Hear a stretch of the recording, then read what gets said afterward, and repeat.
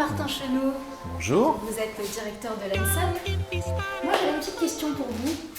Qu'est-ce que ça vous a fait de rentrer pour la première fois dans ce bureau? Qu'est-ce que vous vous êtes dit ce jour-là? Oh, la première fois, d'abord je me suis dit c'est un nouvel endroit. Comme toujours on essaye de prendre ses marques.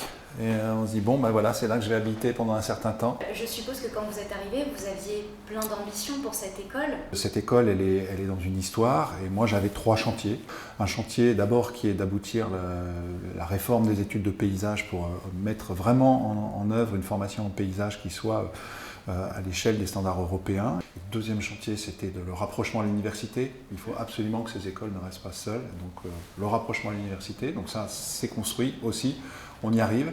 Et puis le troisième chantier, il est plus compliqué, c'était d'arriver d'avoir un projet immobilier pour cette école, puisqu'on est dans des locaux qui datent un peu. En parlant de cette école, Martin, je vous propose de nous la faire visiter à travers 3 lieux symboliques, ceux que vous voulez, et de nous expliquer leur fonction et ce qu'ils représentent pour vous. Très bien, volontiers. Allez.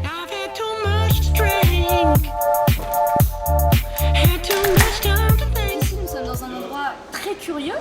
Est-ce que vous pouvez nous expliquer en fait à quoi sert cette pyramide?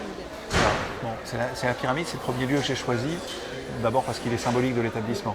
Symbolique parce que c'est une silhouette urbaine qu'on voit de partout. Quand les gens parlent de l'école, ils parlent de cette pyramide.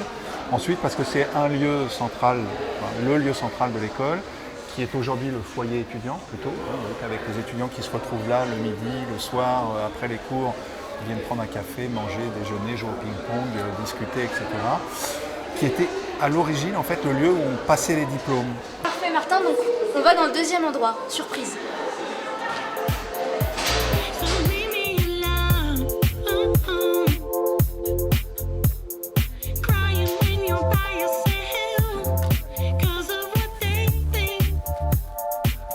Voilà, alors nous voilà donc dans un espace caractéristique de l'école d'architecture et de paysage, c'est un atelier. C'est le lieu d'enseignement spécifique à ces disciplines, qui est un lieu mobile, enfin, modulable, avec la capacité de passer sur différentes formes de travail pédagogique. C'est une école d'architecture et de paysage. Alors effectivement, c'est même la particularité de cette école, puisque sur les 20 écoles d'architecture qui existent en France parmi les écoles publiques, l'école de Bordeaux était la première à créer en 91 une formation au paysage. Elle a été la première, ça a été une décision, je pense, assez visionnaire, de dire, voilà, pour traiter la question des espaces de vie, que ce soit la ville ou que ce soit les territoires. La question de l'architecture est évidemment fondamentale, mais elle ne suffit sans doute pas. Et l'apport du paysage est un apport très complémentaire. D'accord. Ici, c'est le lieu de travail, mais il y a des lieux de détente aussi. Il y a des lieux de détente, mais il y a aussi des lieux qui sont très singuliers à cette école. Allez, on y va. Ah oui, celle-là, c'est voilà. la verdure, quoi. Voilà, alors bon, ce qui est important dans ces écoles, c'est d'avoir cette capacité à expérimenter.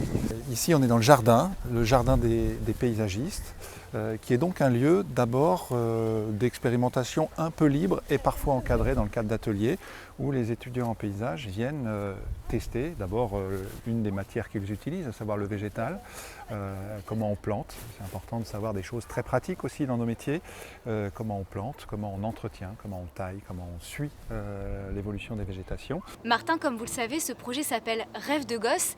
Et nous, on avait envie de savoir, c'est quoi, vous, votre rêve de gosse? Oh là. Alors quand j'étais à l'adolescence, on va dire, mon rêve, moi, c'était d'être écrivain. Bon. Et un jour, ma mère, d'ailleurs, j'avais déjà engagé mes études d'archi, me dit mais t'as envie de faire quoi, toi, dans la vie? Et je lui ai dit agréableur à vivre. Bon, voilà, je ne sais pas si c'est ce que je fais aujourd'hui, mais il y a quelque chose de cette nature-là, c'est-à-dire que, en tout cas, moi, ce qui me passionne, d'abord, c'est travailler sur l'intérêt collectif et sur le collectif. On transmet ça aussi ici dans cette école, c'est-à-dire des valeurs d'un intérêt collectif et d'une amélioration du bien collectif. Voilà.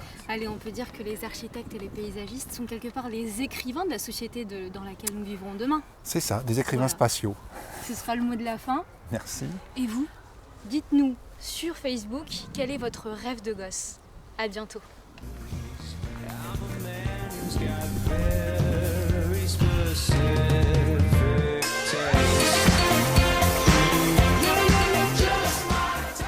va, c'est pas un peu lourd là Juan quand me même laisse porter le matériel tout seul, Martin, Ouais. tu es... Ouais, ben je fais pareil, donc c'est pas beaucoup mieux. Hein. Égalité. Je t'ai dit pas de gros plan sur mes cheveux. T'inquiète pas. Et après, on va... Pardon, attends. Juan, tu fais quoi?